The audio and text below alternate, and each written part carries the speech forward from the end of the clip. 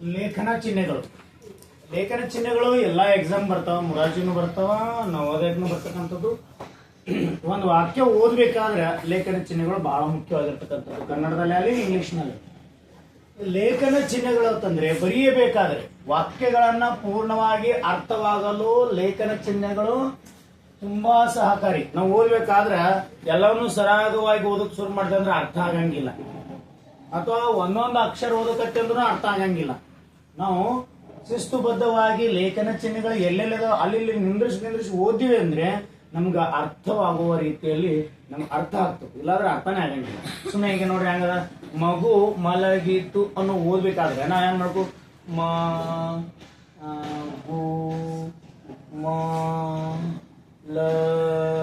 ಗೀತು ಅಂದ್ರೆ ಅರ್ಥ ಕೊಡ್ತದೇನು? ಇಲ್ಲ, ಯಾವುದೋ ಒಂದು ಅಕ್ಷರಗಳನ್ನ ನಾವು ಓದಕತ್ತೀನಿ ಅನ್ನಂಗ ಆಗತ್ತೆ. ಆದ್ರೆ ಅದನ್ನ ಪೂರ್ಣವಾಗಿ ನಮ್ಗೆ ಅರ್ಥ ಆಗ್ಬೇಕಾಗಿತ್ತು ಅಂತಂದ್ರೆ ಯಾವ ಭಾವ ಅದ ತಿಳಿಬೇಕಾಗಿತ್ತು ಅಂದ್ರೆ ಅವ್ರು ಯಾವ ರೀತಿ ಹೇಳಕತ್ತಾರ, ಹೆಂಗ್ ಹೇಳಕತ್ತಾರ, ನಾವು ಮಾತಾಡೋ ಮುಂದೆ ಅರ್ಥ ಮಾಡ್ಕೊತ ಹೋಗ್ತೇನೋ, ನೀವು ಇದಕ್ಕೆ ಅರ್ಥ ಹಿಂಗೆ ಮಾತಾಡಕತ್ತಾನ ಅಂತ ಅರ್ಥ ಆಗತ್ತಾ ಇಲ್ಲೋ? ಅದು ಅರ್ಥ ಆಗ್ಬೇಕಾದ್ರೆ ಆ ಲೇಖನ ಚಿಹ್ನೆಗಳನ್ನ ನಾವು ಅಧ್ಯಯನ ಮಾಡ್ತೇವೆ. ವಾಕ್ಯಗಳನ್ನು ಪೂರ್ಣವಾಗಿ ಅರ್ಥವಾಗಲು ಲೇಖನ ಚಿಹ್ನೆಗಳು ತುಂಬಾ ಸಹಕಾರಿ. ಲೇಖನ ಚಿಹ್ನೆಗಳಲ್ಲಿ ಇಲ್ಲದಿದ್ದಲ್ಲಿ ಏನಾಗ್ತಿತ್ತು ಸರ್? ಲೇಖನ ಚಿಹ್ನೆಗಳನ್ನೇ ನಾವು ಕೊಡ್ಲಿಲ್ಲ ಅಂದ್ರೆ ಏನಾಗ್ತದ್ರಿ ಅಂತಂದ್ರೆ ಅರ್ಥ ಅನರ್ಥ ಆಗಿ ಹೋಗ್ತದೆ. ಅರ್ಥಗಳೇನಾಗ್ತವ? ಅನರ್ಥ ಆಗೋಗ್ತಾವ. ಸರಿಯಾಗಿ ಅದ್ರದ್ದು ಅರ್ಥ ನಮ್ಗೆ ತಿಳಿಯಂಗಿಲ್ಲ. ಇನ್ನ ಭಾಷೆ ಹಿರಿಮೆ ಹಾಳಾಗ್ತದ. ಭಾಷೆ ಒಂದ್ ಏನಿದೆ, ಕನ್ನಡ ಭಾಷೆ ಸುಂದರವಾಗಿರ್ತಕ್ಕಂಥ ಭಾಷೆ. ಅದು ಚಂದ ಅನಿಸ್ಬೇಕಾದ್ರೆ ನಾವು ಮಾತಾಡೋದು ಅಲ್ಲೆಲ್ಲ ನಿಂದ್ರಿಸಿ ಮಾತಾಡ್ಬೇಕು. ಎಲ್ಲ ನಿಂದ್ರಿಸಲಾರೆ ಮಾತಾಡೋದು ಏನೂ ಆಗಂಗಿಲ್ಲ. ಅದಕ್ಕೆ ಸಹ ಒಂದು ಅರ್ಥ ಸಿಗಂಗಿಲ್ಲ. ಇನ್ನು ಲೇಖನ ಚಿಹ್ನೆಗಳಲ್ಲಿ ಎಷ್ಟು ಪ್ರಕಾರಗಳು ಅಂತಂದ್ರೆ ಎಷ್ಟು ಪ್ರಕಾರಗಳದಾವ? 10 ಪ್ರಕಾರಗಳು. ಅವು ಯಾವ್ಯಾವ ಅಂತ ನೋಡೋಣ. ಒಂದನೇದು ಪೂರ್ಣ ವಿರಾಮದ ಒಂದು ಚುಕ್ಕಿ ಇರ್ತದೆ. ಎರಡನೇದು ಅಲ್ಪ ವಿರಾಮದ ಸ್ವಲ್ಪ ಚುಕ್ಕಿ ತೆಳಗಡೆ ಬಂದಿರ್ತದೆ, ಅಂದ್ರೆ 9 ಕೂಡಿಸಿ ಬರ್ದಾಳ ಹೆಂಗಿರ್ತದೆ ಹಂಗಿರ್ತದೆ. ಆಮೇಲೆ ಪ್ರಶ್ನಾರ್ಥಕ ಚಿಹ್ನೆ ನೋಡಿರಿ, ಪ್ರಶ್ನೆಯನ್ನ ಕೇಳ್ತಕ್ಕಂಥ ಚಿಹ್ನೆ. ಈ ಚಿಹ್ನೆ ನೋಡಿದ್ರೆ ನಮ್ಗೆ ಕ್ವಶನ್ ಏನೋ ಪ್ರಶ್ನೆ ಕೇಳತ್ತಾರ ನಮ್ಗೆ. ಇನ್ನು ಭಾವಸೂಚಕ ಚಿಹ್ನೆಗಳು, ಭಾವನೆಗಳನ್ನ ವ್ಯಕ್ತಪಡಿಸ್ತಕ್ಕಂಥದ್ದು. ದುಃಖ, ಸುಖ, ಆಶ್ಚರ್ಯ ಹೇಳ್ಬೇಕಾದ್ರೆ ಆ ಒಂದು ಸೂಚನೆ ಮಾಡಕ್ಕೆ ಇದು ಚಿಹ್ನೆಯನ್ನ ಬಳಸ್ತೀವಿ. ಹೌದಾ? ಇನ್ನು ನೆಕ್ಸ್ಟ್ ಉದ್ಧರಣ ಚಿಹ್ನೆ. ಉದ್ಧರಣ ಅಂತಂದ್ರೆ ಏನೋ ಮಾತಿನಲ್ಲಿ ಹೇಳ್ಬೇಕಾಗಿರೋ ವ್ಯಕ್ತಿ, ಅಂದ್ರೆ ಒಂದ್ ಯಾವ್ದೋ ವಿಷಯವನ್ನ ಬಹಳ ಮುಖ್ಯವಾದದ್ದು ಅಂತ ನಾನು ಮಾತಾಡ್ಬೇಕಾಗ್ಯದ, ಅದಕ್ಕೆ ಉದ್ಧರಣ ಚಿಹ್ನೆಯಾಗಿ ನಾವು ನೋಡ್ತೀವಿ. ಇನ್ನು ಆವರಣ ಚಿಹ್ನೆ ಅಂದ್ರೆ ಒಂದ್ರ ಅರ್ಥ ಹೇಳ್ಬೇಕಾಗ್ಯದ ಅಥವಾ ಅದಕ್ಕೆ ಏನದ ಅಂತ ಇನ್ನೂ ವಿವರಣೆ ಕೊಡ್ಬೇಕಾಗಿರ್ತಕ್ಕಂಥದ್ದು, ಅದಕ್ಕ ಆವರಣ ಏನಂತೀವಿ ಆವರಣದಾಗ ಕೊಡ್ತೀವಿ. ಆವರಣ ಚಿಹ್ನೆ ಅಂತ ಉದ್ಧರಣ ಚಿಹ್ನೆ ಐತಲ್ಲ, ಇನ್ನು ಆವರಣ ಚಿಹ್ನೆಯನ್ನ ಇದರ ಅರ್ಥ ಕೊಡಲು, ಇನ್ನೊಂದು ವಿಶೇಷವನ್ನ ಸೂಚಿಸಲು, ಅಥವಾ ಮೇನ್ ಏನ್ ಪಾಯಿಂಟ್ ಅದ ಅನ್ನೋದನ್ನ ಹೇಳಕ್ಕ ನಾನ್ ಮಾಡ್ತೀವಿ. ಏನು ಮುಖ್ಯವಾದ ವಿಷಯ ಅದ ಅಂತ ಹೇಳಕ್ಕ ಆವರಣದಲ್ಲಿ ವಿವರಣೆಯನ್ನ ಕೊಡ್ತಕ್ಕಂಥ. ಇನ್ನು ವಿವರಣೆ ಚಿಹ್ನೆ. ವಿವರಣೆ ಚಿಹ್ನೆ ಅಂದ್ರೆ ವಿವರಿಸಿ ಹೇಳೋದು. ವಿವರಿಸಿ ಹೇಳ್ಬೇಕಾದ್ರೆ ಇವೆರಡು ಚಿಹ್ನೆಗಳನ್ನು ಬರ್ತವೆ. ವಿವರಿಸಿ ಹೇಳ್ಬೇಕಾದ್ರೆ ಇವೆರಡು ಬರ್ತಾವ, ಇಲ್ಲಾಂದ್ರೆ ಇನ್ನೊಂದು ಬರುತ್ತೆ. ನಾವು ಬಹಳ ಸಲ ಬರ್ದಿರ್ತೀವಿ. ಹೆಂಗ್ ಬರ್ದಿರ್ತೀವಿ ಅಂತಂದ್ರೆ ಈ ರೀತಿ ಬರೀತೀವಿ, ವಿವರಣೆ. ಹೌದಲ್ಲ? ಏನೋ ಒಂದ್ ಬರೀತೀವಿ, ಹಿಂಗ್ ಬರೆದು ಹಿಂಗ್ ಇದು ಮಾಡ್ತೀವಲ್ಲ, ಅದು ವಿವರಣೆ. ಉದಾಹರಣೆಗಿಲ್ಲದ ಅಲ್ಲಿ ನಾ ಹೇಳ್ತೀನಿ, ಆಮೇಲೆ ಹೇಳ್ತೀನಿ ಉದಾಹರಣೆಗಳ. ಇನ್ನ ಅರ್ಧ ವಿರಾಮ ಚಿಹ್ನೆ. ಇಲ್ಲಿ ನಾವ್ ಏನ್ ಮಾಡಿದೀವಿ? ಪೂರ್ಣ ವಿರಾಮ ನೋಡಿದ್ವಿ, ಅಲ್ಪ ವಿರಾಮ ನೋಡಿದ್ವಿ. ಇಲ್ಲಿ ಇನ್ನೊಂದದ ವಿರಾಮದಾಗೆ ಅರ್ಧ ವಿರಾಮ ಚಿಹ್ನೆ. ಅರ್ಧ ವಿರಾಮ ಅಂದ್ರೆ ಅರ್ಧ ನಿಂತು ಹೋಗೋದು. ಪೂರ್ಣ ವಿರಾಮ ಅಂದ್ರೆ ಪೂರ ನಿಲ್ಲೋದು, ಉಸಿರನ್ನ ಪೂರ ನಿಲ್ಲಿಸೋದು ಅಂತ ಕರಿತೀವಿ.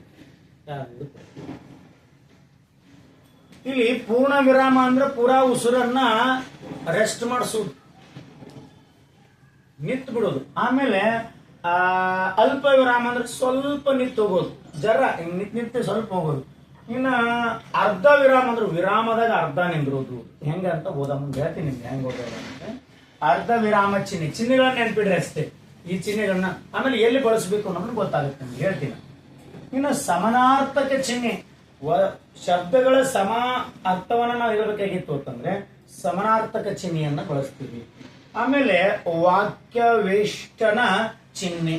ವಾಕ್ಯವೇಷ್ಟನ ಚಿಹ್ನೆ ಯಾವುದೋ ಒಂದು ವಾಕ್ಯ ಹೇಳ್ಯಾರ ಆಲ್ರೆಡಿ, ನಾವು ಶುಭ ನುಡಿಯಲ್ಲಿ ಮತ್ತು ಏನೋ ಸುಭಾಷಿತಗಳಲ್ಲಿ ಇವೆಲ್ಲ ಹೇಳ್ತಾರೆ. ವಾಕ್ಯ ಯಾರೋ ಒಬ್ರು ಹೇಳಿರ್ತಕ್ಕಂಥದ್ದು ಮುಖ್ಯ ವಿಷಯಗಳನ್ನ ನಾವೇನ್ ಮಾಡ್ತೀವಿ ವಾಕ್ಯ ವೇಷ್ಟನ ಚಿಹ್ನೆಗಳಲ್ಲಿ.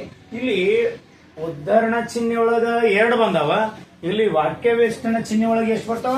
ಒಂದೊಂದೇ ಬರ್ತಾವ. ಮೇಲ್ಗಡೆ ನೋಡ್ರಿ ಹಿಂಗ 6 ಉಲ್ಟಾ ಬರ್ದು ಕೂಡಿಸಿ ಬರ್ದಂಗ ಬರಿತೀವಿ ಚಿಹ್ನೆ. ಸ್ವಲ್ಪ ನಿಮ್ಗೆ ಗೊತ್ತಾಗಲಿ ಹೇಳ್ತೀನಿ.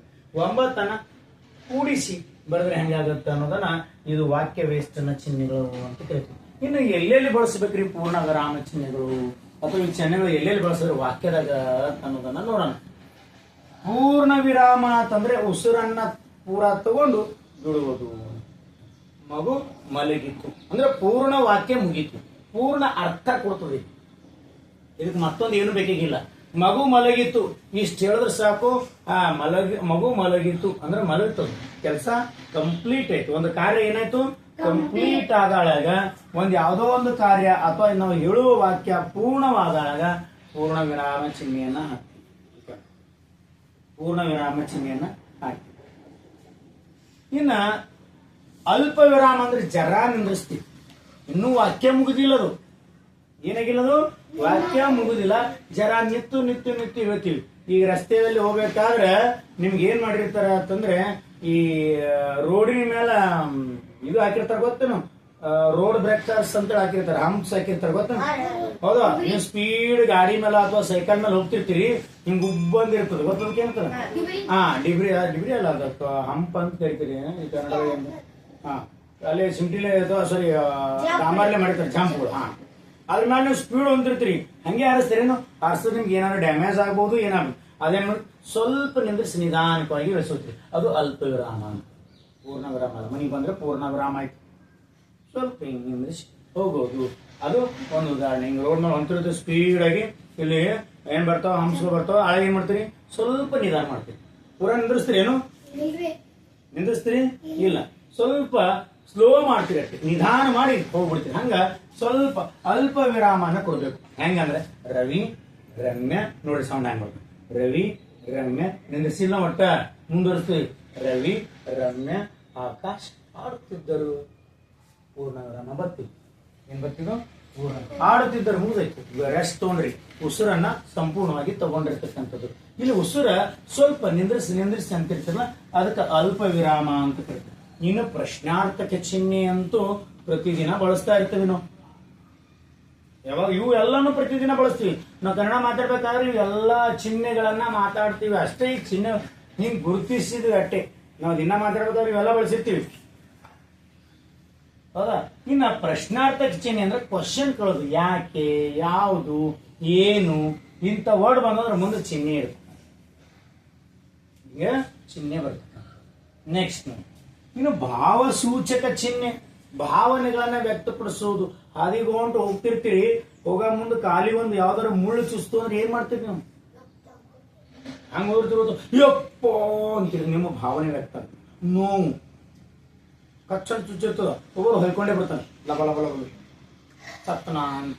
ಸೊ ಭಾವನೆ ಈಗ ನೋಡ್ರಿ, ಯಾವ್ದೋ ಒಂದು ಸುಂದರವಾದ ವಸ್ತು, ಚಂದಾಗಿರ್ತಕ್ಕಂಥ ಒಂದು ಗುಡ್ಡ ಬೆಟ್ಟ ಅರಣ್ಯ, ವಾವ್ ಆಹಾ ಎಷ್ಟು ಸುಂದರ, ಆಹಾ ಎಷ್ಟು ಸುಂದರ ಅಂತ ನೋಡಿ. ಆಹಾ ಅಂತಕ್ಕಂಥ ಶಬ್ದಗಳೇನವಲ್ಲ, ಉಚ್ಚಾರಣೆಗಳೆಲ್ಲ ಭಾವನೆಗಳನ್ನ ಸೂಚಿಸ್ತಾವ. ಅಯ್ಯೋ ನೋವನ್ನ ಸೂಚಿಸ್ತಾವ. ಅಯ್ಯೋ ನೋವನ್ನ ಸೂಚಿಸ್ತಾವ. ಎಲ್ಲೋ ನೋಡು ಏನ್ ತೋರಿಸ್ತಾವ? ಕ್ರೌರವನ್ನ, ಸಿಟ್ಟನ್ನ ತೋರಿಸ್ತಾವ. ಗೊತ್ತಿರ್ತಿಲ್ಲ ಯಾರಿಗಾರು ಸಿಟ್ಟು, ಜಗಳ ಆಡ್ಕೊಂಡು ಬಹಳ ಚಂದ ನೋಡ್ರಿ. ನಿಮ್ ಮೋತಿ ಗೀತಿ ವಾಕ್ಯಗಳೆಲ್ಲ ಏನ್ ಬರ್ತಾವ? ಬೇರೆ ಬೇರೆ ಬರ್ತಾವ. ನೆಕ್ಸ್ಟ್ ಇನ್ನು ಉದ್ಧರಣ ಚಿಹ್ನೆ. ಉದ್ಧರಣ ಚಿಹ್ನೆ ಅಂದ್ರೆ ಯಾವ್ದಾದ್ರೂ ಹೇಳಿಕೆಯನ್ನ ನೀಡು. ಯಾರು ಹೇಳಿದ್ರು? ಗುರುಗಳು ಹೇಳಿದ್ರು. ನೋಡ್ರಿ ಇಲ್ಲಿ ಬರ್ತದೆ, ಗುರುಗಳು ಹೇಳಿದರು ಕನಸು ಕಾಣಿರಿ. ಅವಳು ಮುಖ್ಯವಾಗಿರ್ತಕ್ಕಂಥ ಉದ್ಧರಣೆ. ಏನ್ ಮಾಡ್ದ? ಉದ್ಧರಣ ಚಿಹ್ನೆ. ಹೇಳಿಕೆಗಳಿರ್ತಾವ. ಏನಿರ್ತಾವ? ಹೇಳಿಕೆಗಳಿರ್ತಾವ. ಉದ್ಧರಣ ಚಿಹ್ನೆ. ಇನ್ನ ಆವರಣ ಚಿಹ್ನೆ ಅಂತಂದ್ರೆ ಆವರಣದೊಳಗ ಇದು ಏನ್ ಮಾಡ್ಬೇಕು, ಇದು ಅಂದ್ರೆ ಏನು ಅಂತ ಕೊಟ್ಟಿರ್ತಾರೆ. ಆವರಣದ ವಿಶೇಷಿತವಾಗಿರ್ತಕ್ಕಂಥ ಅರ್ಥವನ್ನ ಕೊಡೋ ಸಲುವಾಗಿ ಅಥವಾ ಅದರ ಇನ್ನೂ ಸ್ವಲ್ಪ ವಿವರಣೆಯನ್ನ ಕೊಡುವ ಸಲುವಾಗಿ, ಅದು ಅಂದ್ರೆ ಏನು ಅಂತ ಕೊಡೋ ಸಲುವಾಗಿ, ಸೂಚನೆಗಳನ್ನ ಕೊಡುವ ಸಲುವಾಗಿ ಇವು ಏನ್ ಮಾಡ್ತಾರ? ಸೂರ್ಯನು ಮೂಡಣ ಅಂದ್ರೆ ಏನ್ ಗೊತ್ತಿಲ್ಲ ನಮ್ಗ, ಅವಾಗೇನು ಪೂರ್ವ ದಿಕ್ಕಿನಲ್ಲಿ ಉದಯಿಸುತ್ತಾನೆ. ಇಲ್ಲಿ ಪೂರ್ಣ ಗೊತ್ತಾಯ್ತು. ಆವರಣ ಚಿಹ್ನೆ ಅದಕ್ಕಂದ್ರೆ ಅಲ್ಲಿ ಏನಾದ್ರೂ ವಿಶೇಷ ಹೇಳ್ಬೇಕಾಗಿರೋದು. ಅವಾಗ ಬಳಸ್ತೀವಿ. ಇನ್ನ ವಿವರಣೆ ಚಿಹ್ನೆ, ವಿವರಣೆ ನೀಡೋದು. ಏನ್ ನೋಡೋದು? ವಿವರಣೆ ನೀಡೋದು. ನಾನು ನೋಡಿ ಎಲ್ಲಾ ಕಡೆ ಇಟ್ಟಿನದು. ಉದಾಹರಣೆ ಅಂದ್ರೆ ವಿವರಣೆ ಕೊಡ್ತಾ ಇದೀನಿ. ಉದಾಹರಣೆ ಇದು ಅಂದ್ರೆ ಏನು? ಈ ಕಡೆ ಹಿಂಗ್ ಟಿಕ್ಕ ಇಟ್ಟು ಆ ಸಮಾನಾರ್ಥಕ ಚಿಹ್ನೆ ಇದು ಕೊಟ್ಟು ಉದಾಹರಣೆ ಅಂದ್ರೆ ವಿವರಣೆ ಕೊಡತ್ತೀನಿ. ಇದು ಒಂದು ಇವೆಲ್ಲಕ್ಕೆ ಹಂಗೆ ಅದ ಗೊತ್ತನು? ಒಂದು ಕಿಂಗ್ ಅದ, ಒಂದು ಕಿಂಗ್ ಅದ, ಒಂದು ಕಿಂಗ್ ಟಿಕ್ಕ ಇಟ್ಟಿನಿ ಅಂದ್ರೆ ನಾವು ವಿವರಣೆ ಕೊಡ್ಲಕತ್ತೀನಿ. ಏನ್ ಕೊಡ್ಲತ್ತೀನಿ? ವಿವರಣೆ ಕೊಡ್ಲತ್ತೀನಿ. ಅದಕ್ಕೆ ವಿವರಣೆ ಚಿಹ್ನೆ ಅಂತಾನೆ. ರಾಮನಿಗೆ ಇಬ್ಬರು ಮಕ್ಕಳು. ಇಲ್ಲಿ ಏನದ? ವಿವರಣೆ. ಯಾರ್ಯಾರು? ಲವ ಮತ್ತು ಕುಶ. ಇಬ್ಬರು ಮಕ್ಕಳು ಅಂದ್ರೆ ಇಲ್ಲಿ 4 ಪಾಯಿಂಟ್ ವಾಕ್ಯ ಮುಗೀತಿತ್ತು. ರಾಮನಿಗೆ ಇಬ್ಬರು ಮಕ್ಕಳು, ವಾಕ್ಯ ಮುಗೀತು. ಆದ್ರೆ ನಾನು ವಿವರಣೆ ಕೊಡ್ಬೇಕಾದ್ರೆ ಯಾರಿಬ್ಬರು? ಲವ ಮತ್ತು ಕುಶ್. ಅದಕ್ಕೆ ಇಲ್ಲಿ ವಿವರಣೆ ಚಿಹ್ನೆಯನ್ನ ಇಟ್ಟಿರ್ತೀವಿ. ಇನ್ನು ಅರ್ಧ ವಿರಾಮ ಚಿಹ್ನೆ ನೋಡ್ರಿ. ಇಲ್ಲಿ ಪೂರ್ಣ ವಿರಾಮ ಪೂರಾ ನಿಂತೀವಿ, ಅಲ್ಪ ವಿರಾಮದಾಗ ಸ್ವಲ್ಪ ನಿತ್ತು ಹೋಗಿವಿ, ಹೌದಲ್ಲ? ಇನ್ನ ಅರ್ಧ ವಿರಾಮ ಅಂತಂದ್ರ ನೋಡ್ರಿ, ಅರ್ಧ ವಿರಾಮ ಅಂದ್ರ ಅರ್ಧ ನಿತ್ತು ಹೋಗೋದು. ಅಲ್ಲಿ ಅಲ್ಪ ವಿರಾಮದಾಗ ನಿಂದ್ರಲಾರ್ದೆ ಸ್ಲೋ ಮಾಡಿ ಹೋಗೋದು, ಇದು ನಿತ್ತು ಹೋಗೋದು. ಹೆಂಗ? ಆ ದಿನ ಮಳೆ ಬಂದಿತ್ತು, ಸ್ವಲ್ಪ ನಿಂತಿತ್ತು, ಸ್ವಲ್ಪ. ಆ ದಿನ ಮಳೆ ಬಂದಿತ್ತು, ಆದ್ದರಿಂದ ಆಟ ವಾಡಲಿಲ್ಲ ಪೂರ್ಣ. ಆ ದಿನ ಮಳೆ ಬಂದಿತ್ತು, ಇದು ಪೂರ ಆಗ್ತಿತ್ತು.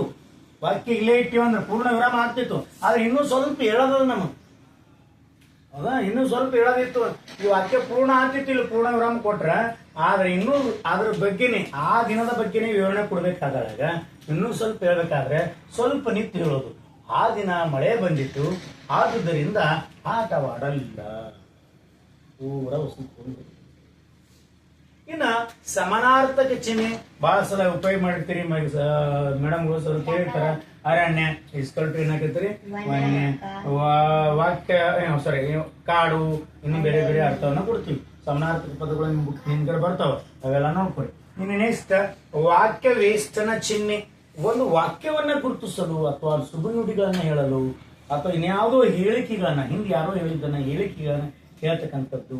ಇಲ್ಲಿ ನೋಡ್ತೀನಿ, ಮಾತಿಗಿಂತ ಕೃತಿ ಲೇಸು, ಮಾತಿಗಿಂತ ಕೃತಿ ಲೇಸು ಸುಬನುಡಿಯನ್ನ ಹೇಳ್ತೈತಿ. ಯಾರೋ ಒಬ್ರು ಹೇಳಿರ್ತಾರ ಅದು ಆಲ್ರೆಡಿ.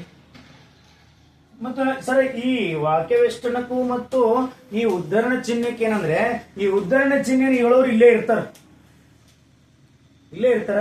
ಇದು ಯಾರೋ ಒಬ್ರು ಹೇಳಿರ್ತಾರೆ, ಹೌದಾ? ಈ ವಾಕ್ಯ ವೇಷ್ಟನ ಚಿಹ್ನೆ ಅಂತ ಕರಿತೀವಿ. ಮಾತಿಗಿಂತ ಕೃತಿ ಲೇಸು. ನೆನ್ಪಿಡ್ರಿ, ಒಟ್ಟು ಎಷ್ಟು ಲೇಖನ ಚಿಹ್ನೆಗಳದಾವ? ಒಂದೇದು ಯಾವುದು?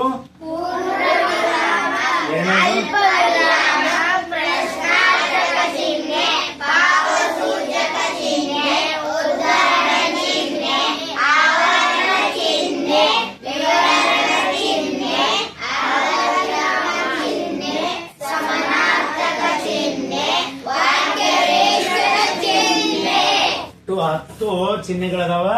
ಈ ಪೂರ್ಣ ವಿರಾಮ ಅಂದ್ರೆ ಹಿಂಗ್ ಪೂರ್ಣ ಟಿಕ್ಕಿ ಕೊಟ್ಟಿದೀವಿ. ಅಲ್ಪ ವಿರಾಮ ಅಂದ್ರೆ ಆ ವಿರಾಮಕ್ಕೆ ಸ್ವಲ್ಪ ತೆಗೆದು ಹಿಂಗ್ ಹೊಂಟ್ ಮಾಡ್ಕೊಂಡಿದೀವಿ. ಪ್ರಶ್ನಾರ್ಥಕ ಚಿಹ್ನೆ ಅಂದ್ರೆ ಈ ರೀತಿ ತಗೊಂಡಿರ್ತಕ್ಕಂಥದ್ದು.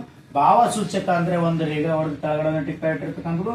ಉದ್ಧರಣ ಚಿಹ್ನೆ ಅಂದ್ರೆ ಹಿಂಗ 6 6 9 9 ಕೂಡಿಸಿ ಬರೋದು ಸಣ್ಣ ಚಿಕ್ಕದಾಗಿ. ಆವರಣ ಚಿಹ್ನೆ ಅಂತಂದ್ರೆ ಈ ತರ ಆವರಣ ಚಿಹ್ನೆ ಅದ.